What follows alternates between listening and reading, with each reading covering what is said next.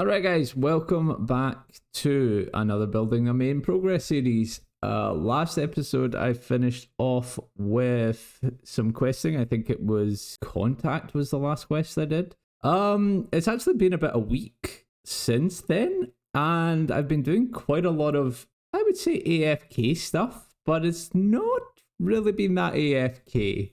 I did two quests, Twilight's Promise and Perilous Moons, which means I have access to the Moons of Peril. And yeah, I've been doing that. My stats have jumped up quite considerably. I've got 80 strength now, up from 72, 76 attack, 69 prayer. As you can see, I'm 45 off the next level, and that's going to come into what I'm doing today. And just various other skills. I've jumped from like 15 million to 18, almost 19 million XP. But yeah, I want to show you the loot tracker. If you have a look, I have done 32 lunar chests, and on my 8th chest, I pulled pretty much the most expensive item. Now, these things are 18 million right now, but the new Varlamore content was just released, and if I'm honest, I'm really frustrated because I sold this for 9.5 million, and then 3 hours later, it jumped up to like, 18 million was the peak.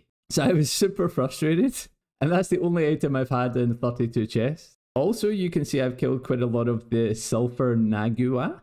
These things are amazing XP per hour. With the Moonlight Potions, you can essentially just sit there, chill. It's fairly AFK. They do drain your prayer a little bit, but it's good money. It's not fantastic, but good money, great XP. I've probably killed a lot more than this. I would say closer to 3,000. This is just what I've done on Runelight. I've also been doing it on mobile.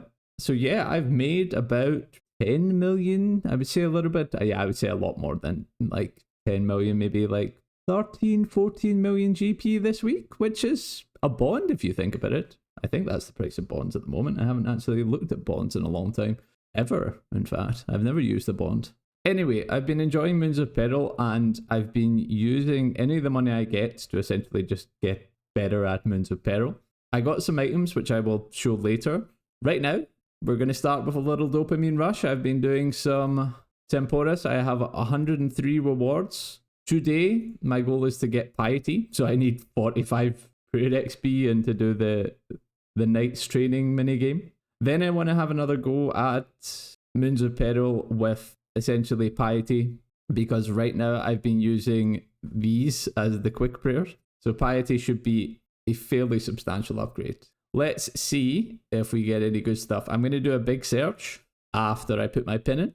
Oh, look at all that stuff coming in. Do we get any uniques? I do really want that fish barrel. That is probably the worst. I got 5 soaked pages. Anything in the casket? A loop, a rune Fulhelm, a medium clue. Maybe I'll do that actually just now. And topaz. What is the value? 324k. Oh yeah, another thing I did was the fishing trawler minigame to get the angler outfit. That is probably the worst minigame ever. Honestly, just terrible. So I had to search this crate, and then the next step is right there. I just need stuff. Oh, we're off to a good start today. Alright, we've got the casket open. 70k. Okay, I'll take it. It is time for the Night's Wave training ground, but before I do it, I just want to show you the upgrades that I got with the money that I made from Moons of Peril.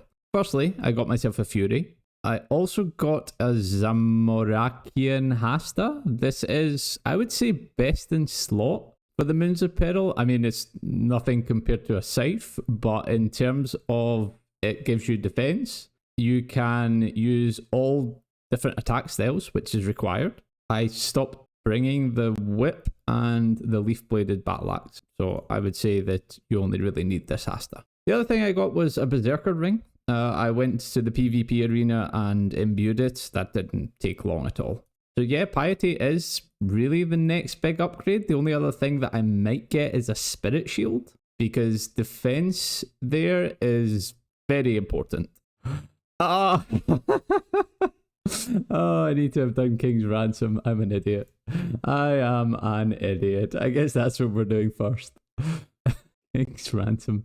What do I need to have done? One Small Favour. No.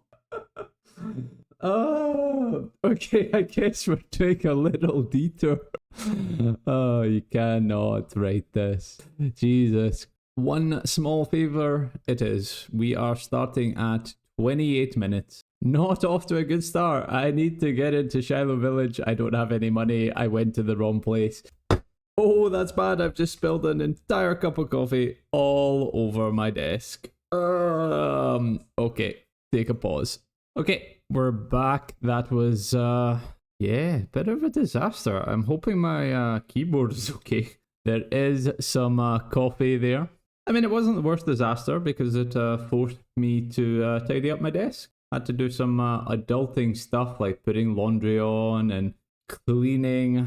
You guys know my struggle. I think the average age of RuneScape players is like 25 to 35, so you guys know. All right, guys. So I'm kind of pissed. Not at you, but OBS essentially just decided to stop recording and not tell me. So I essentially did the rest of One Small Favour. Horrible quest. Do not recommend. Well, I recommend getting it done so you can get piety, but if you're going to do it, just, yeah, be prepared to suffer. Anyway, I got it done. Then I did King's Ransom.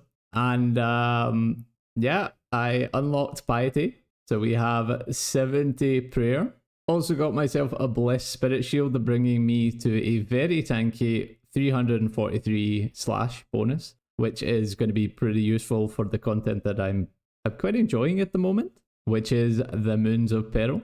I literally just did a run, was talking the entire way through it, and it wasn't even being recorded. So yeah, that is unfortunate. So I'm going to do it again. This is my inventory just now. I don't really need any more food at the moment because the Eclipse Moon is not that bad to do. In terms of the setup, this I've found to be the best. I did one run with it. Piety makes a huge difference. Let's give it another go. This phase is pretty easy. Just make sure that you click on the guy as soon as he's spawned. You actually tend to do a huge amount of damage to him as well. Here, just make sure you turn off the run. Wait until this moves. The true tile indicators help a lot. The way I kind of go with it is whenever this true tile reaches this one, I click to the next point on the same tick. That should keep you behind this eclipse, and you shouldn't take any damage. Wow, that was even faster than last time. After the eclipse, I like to resupply a little bit. If you're using a Hasta, make sure to switch styles in between rounds. The ice one's probably the easiest, I would say. The mechanics are simple. The boss doesn't do too much damage, and you can usually damage them very quickly. At this point, when she does the tornadoes, I tend to just let her have it. Running through these is a nightmare. They do a lot of damage, and they turn off your run. And most of the time, she's not going to heal that much. You can usually, out DPS it. The tiles I have indicated are just where to stand after each phase. This should be it. Easy enough, barely any supplies used, and we are on to the really tough one. Make sure you change to /. Here you want to make sure that she is not on the Jaguar phase before you go in, or it can throw you quite a bit. The Jaguar phase isn't too bad, just make sure you get the timing right. Like a tick after this blood pool is full, that's when you want to click on the tile. So now, and then back.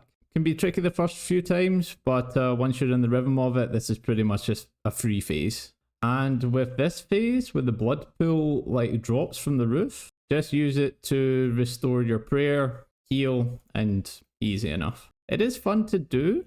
Piety is making a massive difference in the amount of damage I'm doing. Also, just how much she's healing. Because if she does a lot of damage, she heals a lot, and this becomes an absolute nightmare. There we go. Another round done. Hopefully this one is not corrupted. Now, are we lucky? No. Alright. That is where I'm going to finish it off for today. Some big unlocks. Unfortunately, not all of them were recorded. I hope it doesn't do that again. Anyway, I would highly recommend Moons of Peril to do. Piety is a really big unlock for it. I am preferring prioritizing defense because it makes it a lot less stressful. I could, rather than the Blessed Spirit Shield, use the Defender, but I just find I take so much damage, and on the Blood Moon, it's literal hell. Piety is also incredible here. Much better than the combo of these three: Steel Skin, Ultimate Strength, and Incredible Reflexes. I'm going to continue doing Moons of Peril just to build up my bank a bit. I think it is probably one of the better moneymakers at the moment because they just released Varlamore Part 2, which everybody unanimously hates by the looks of Reddit and all the streamers and YouTubers. So all of the items from the Lunar Chest are very overpriced. Well, mainly the what are they called? The dual mac blah blah something. I'm still devastated I sold these like a few hours before they jumped up in price. But hey, what can you do? Anyway, next time I'm going to continue questing. Got a few requirements I need to fill out, mainly smithing by the looks of it. Thank you very much for watching. I hope you have enjoyed, guys. I'm a bit devastated still that the main chunk of this video was corrupted, but you can see the progress here. Thank you very much for watching. Hope you have enjoyed, and I will see you next time.